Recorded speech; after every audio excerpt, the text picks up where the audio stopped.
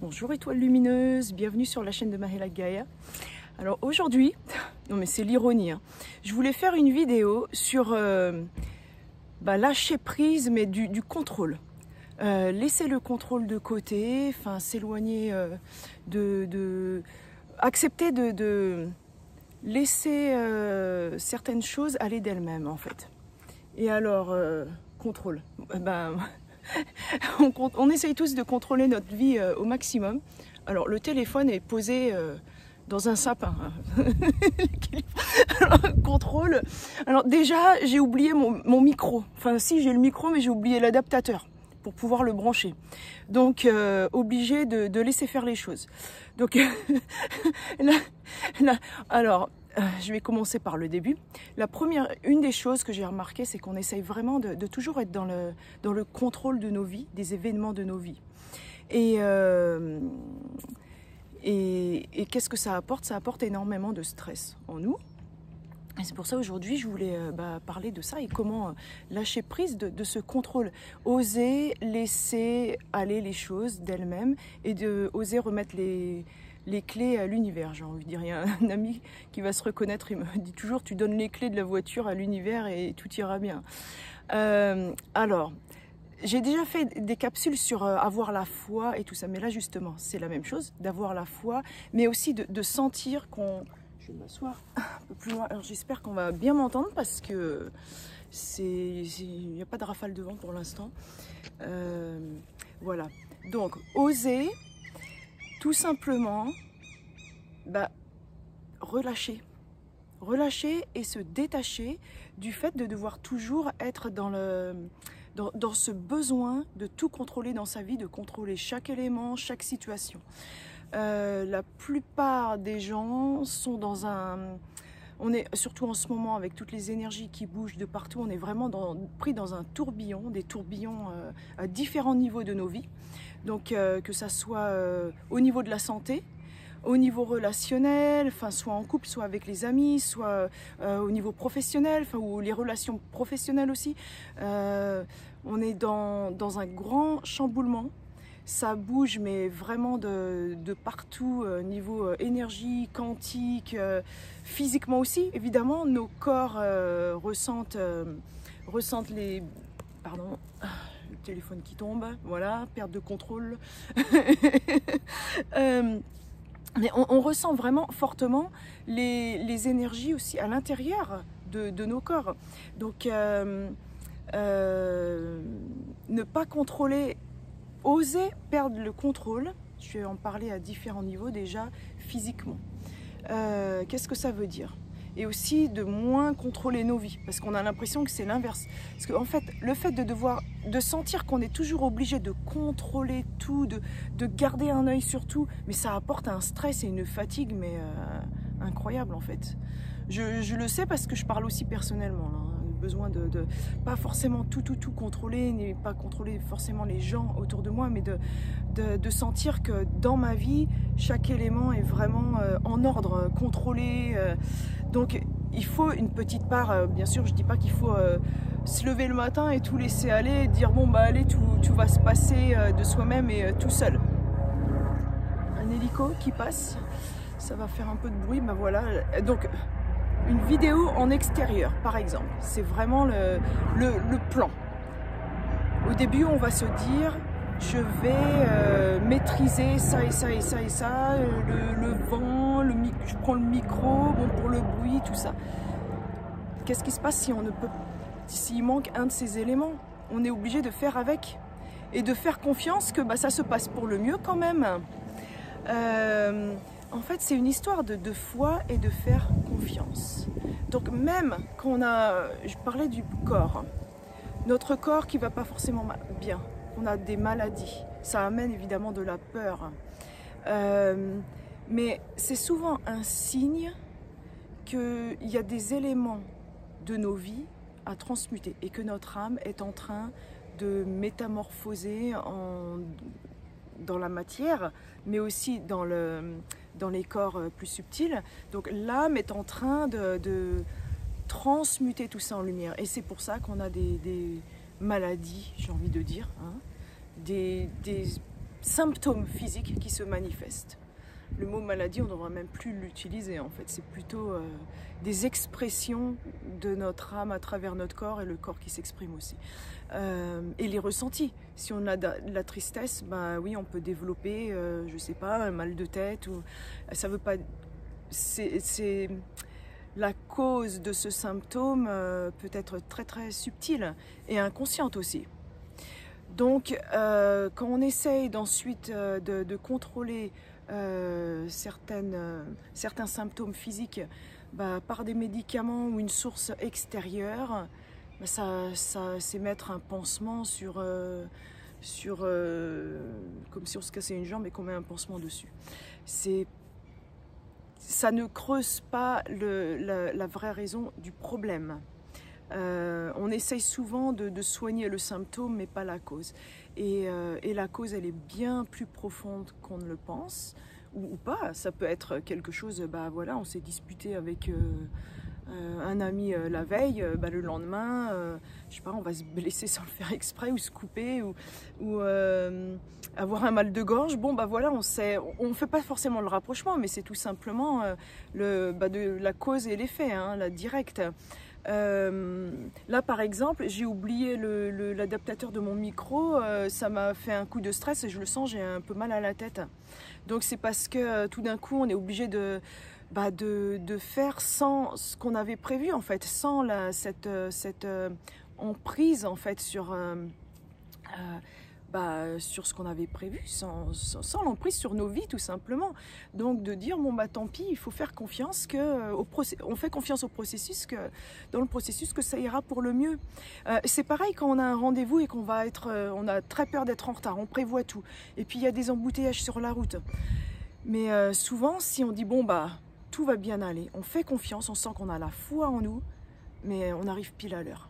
Et ça je l'ai remarqué plusieurs fois. Même quand on remet vraiment, on se dit non, là, il n'y a pas... il ne faut pas que je sois en retard à ce rendez-vous qui est si important, mais ça ne sert à rien de stresser parce que je stresse ou pas, ça ne change pas la situation.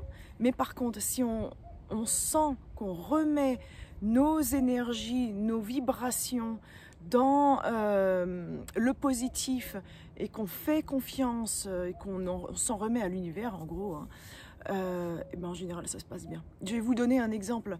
C'était là quand j'étais aux États-Unis. J'ai été pour m'occuper des affaires de ma tante qui est décédée, donc au niveau légal, au niveau essayer de vider la maison. Enfin moi je suis arrivée là-bas, j'avais que 3 semaines pour faire tout ça. Et puis j'ai pas voulu arrêter les soins, enfin mon travail habituel non plus. Donc je me disais comment je vais gérer les deux et tout ça. Et là, en partant là-bas, enfin j'en avais parlé à plusieurs personnes, ils m'ont dit mais ça va se passer pour le mieux, mais il suffit de faire confiance et voilà, de toute façon j'avais pas le choix. Donc je suis arrivée là-bas, j'ai dit je lâche prise et je fais confiance à l'univers que tout va s'emboîter et se dérouler pour le mieux. Et la situation, c'était pas gagné, hein. Déjà j'ai pu rencontrer des gens formidables qui m'ont aidé. Ensuite il y a plein de choses comme ça qui se sont faites. J'avais pas accès, j'ai pas eu les procurations parce que c'est ma tante, je suis pas la descendante directe, donc avec les notaires en France, l'ambassade américaine en Finlande, j'ai pas pu obtenir les documents qui me permettaient de rentrer dans la maison et tout ça. Et puis j'arrive sur place, je dis la voisine, je sais qu'elle avait une clé, mais je ne savais pas si elle avait toutes les clés en fait. Et la porte qui était fermée, que la police avait fermée après que ma tante était décédée chez elle. Donc là, ils ont été là, il y a la police et les pompiers qui ont été la chercher. Et ils ont fermé tout à clé, pris les clés, et moi j'avais pas accès à ces clés-là. Et le miracle, c'est que j'ai pu rentrer dans la maison quand même avec les clés que la voisine avait eues de ma tante auparavant. Elle n'avait pas forcément les bonnes clés. Là, je me suis dit, n'importe quelle clé, là, il faut faire en sorte que ça s'ouvre. J'étais tellement connectée quand on était devant la maison, devant la porte. Je ne sais pas comment ça a marché, c'était pas la bonne clé, mais la porte s'est ouverte. Et ensuite, il y a plein de choses. J'ai trouvé les documents, certaines choses qui était très importante. Enfin, tout s'est vraiment emboîté. Il y a des gens formidables que je remercie de tout mon cœur encore qui, à Los Angeles, qui m'ont vraiment aidé dans ce processus, qui m'ont aussi emmené à plusieurs endroits. Parce que conduire à Los Angeles, c'est pas mon truc. Hein. Conduire en Finlande ou en France sur les petites routes, ça va, mais Los Angeles, vous imaginez, c'est pas du tout la même dimension. Donc voilà, il y a plein de choses comme ça qui se sont mises en place. Il y a une amie de ma tante qui dit bon bah tu devrais rencontrer ma notaire parce que comme ça elle pourra t'expliquer un peu les marches à suivre, comment ça marche aux États-Unis. Et il s'avère que c'était la même notaire que ma tante avait. Donc c'était incroyable ça. Et puis après, pour la maison, il y a les voisins, il y a beaucoup de Mexicains à Los Angeles, donc ils ont dit ouais, est-ce qu'on peut emmener des meubles au Mexique et tout. Je me videz tout, parce que moi ce que je veux c'est que ça parte pas à la poubelle et je vais pas ramener tout ça en Finlande. C'est pas possible physiquement. Je prends l'avion, je vais pas ramener des meubles, des vaisselles et tout ça. Donc il s'est passé, il y a eu plein de choses qui se sont développées comme ça. J'ai retrouvé des doubles de clés de la voiture. C'est comme si j'étais téléguidée à certains lieux de la maison pour retrouver le bon papier ou la bonne clé ou le bon élément au bon endroit. C'était incroyable. Et puis les gens, enfin comment tout s'est emboîté en fait. C'était pas, d'un point de vue humain, c'était pas humain. Là, c'était vraiment pas lentille, c'était vraiment un des effets de l'univers. Ça pouvait pas tomber mieux. Et après, j'ai eu la chance de faire un petit road trip sur 2 jours à la Vallée de la Mort, à Death Valley, au Parc National. Donc avec des énergies mais extraordinaires, mais un lieu, j'ai jamais vu rien de tel. Enfin, c'était...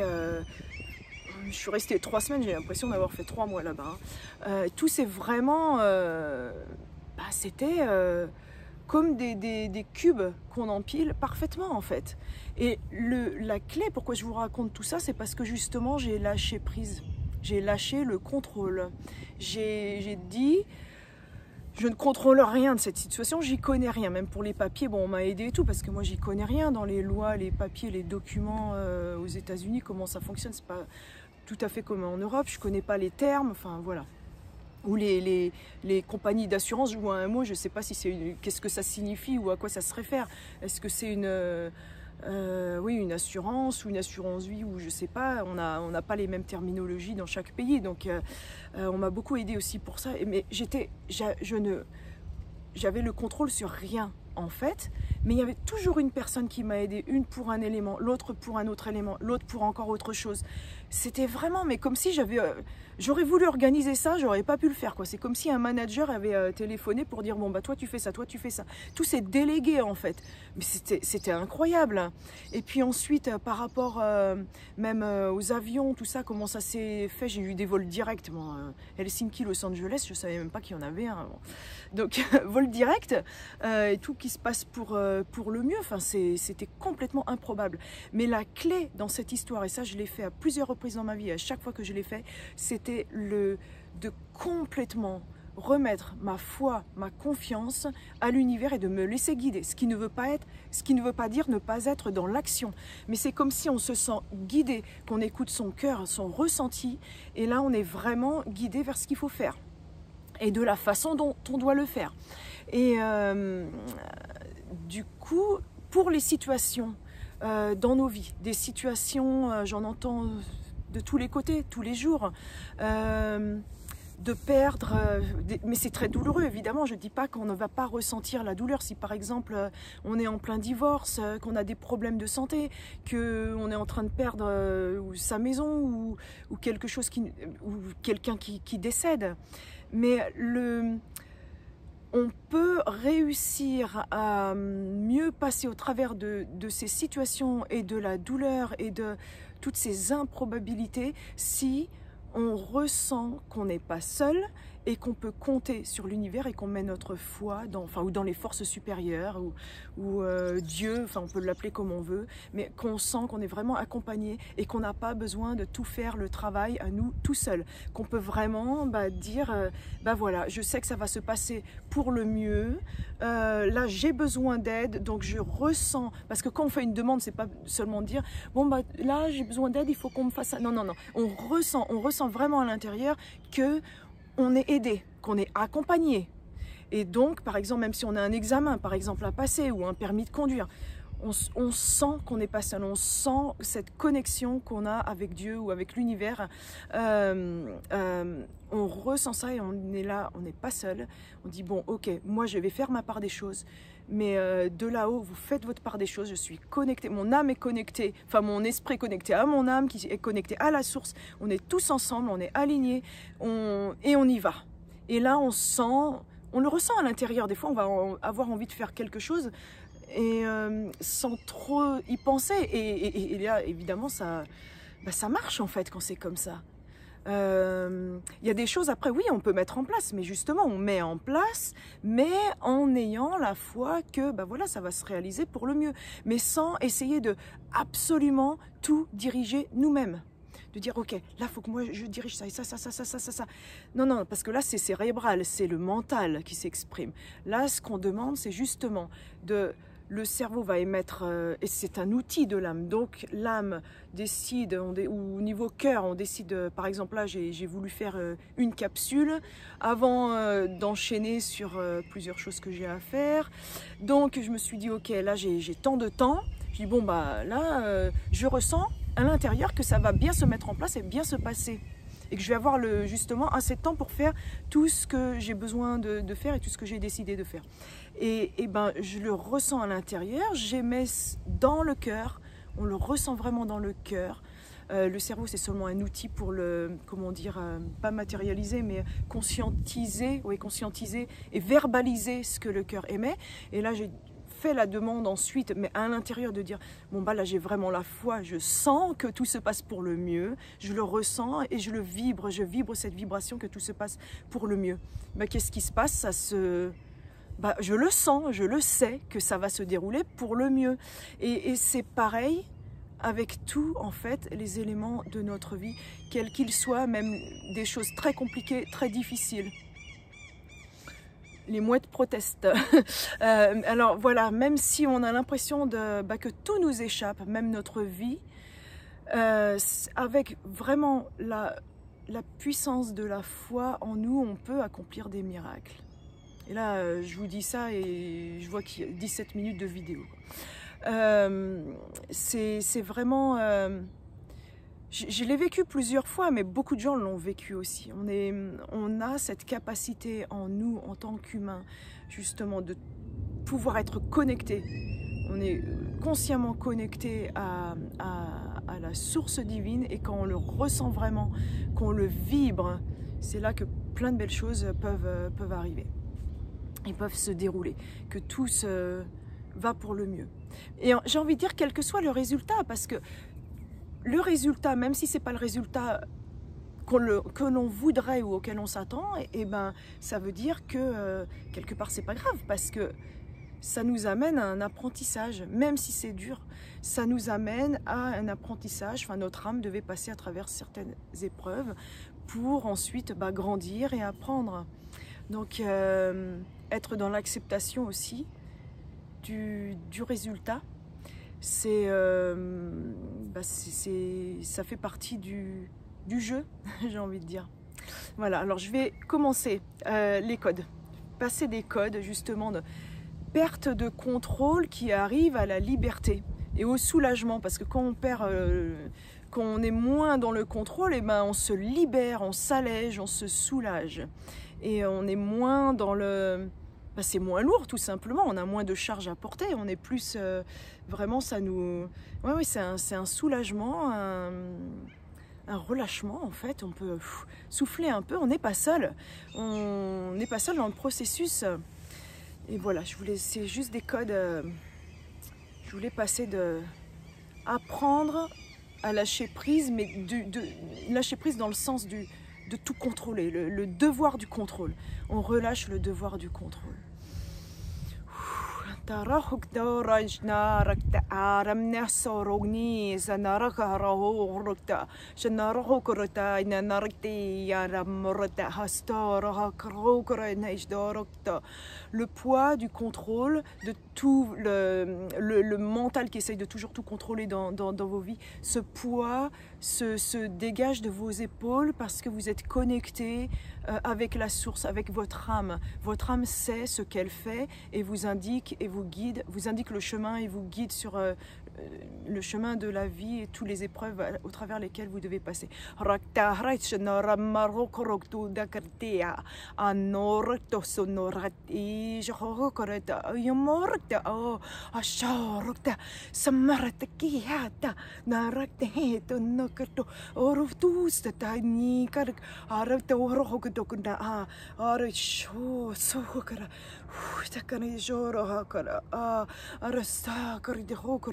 Je laisse partir tout ce poids de mes épaules.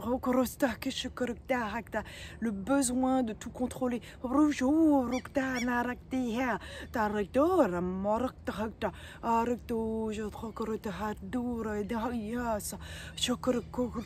J'allège mon cœur, j'allège mon mental.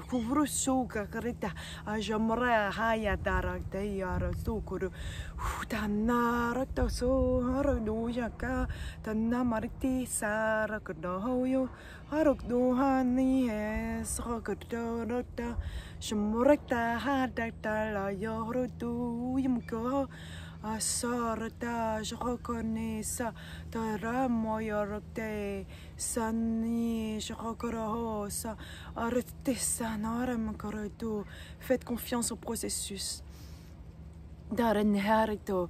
Osez mettre votre foi dans quelque chose extérieur à vous, mais tout simplement avec votre âme, votre foi, avec votre âme et l'univers.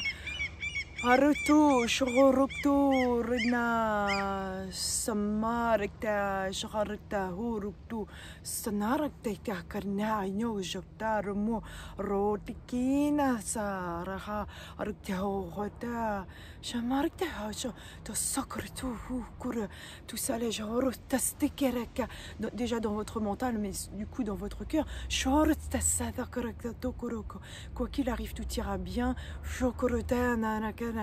Quand nous plaçons notre foi dans l'univers, parce que nous ne sommes jamais seuls.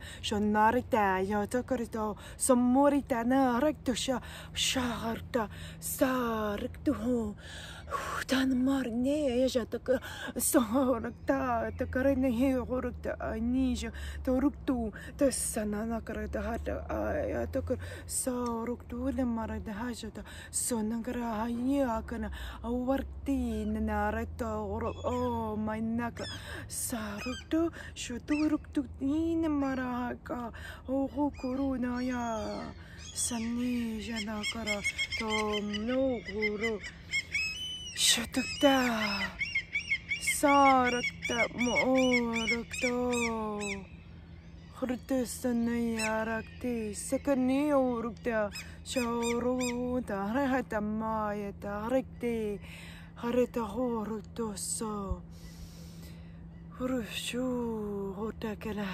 Osez déléguer Shakarakta Rukuna. Vous déléguez le travail à votre âme, à l'univers. Et seul, jamais vous êtes. Vous n'êtes jamais seul. Il y a toujours des forces supérieures avec nous, en nous, tout autour de nous.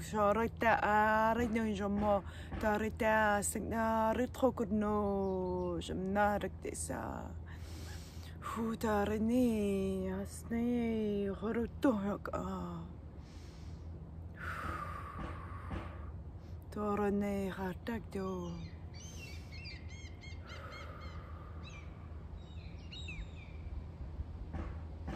fukarana rita. Respirez bien profondément. Ressentez les légèretés en vous, dans votre cœur.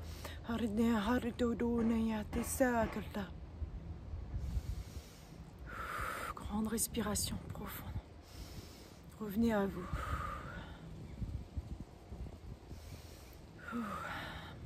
Quand vous êtes prêts, vous pouvez ouvrir les yeux.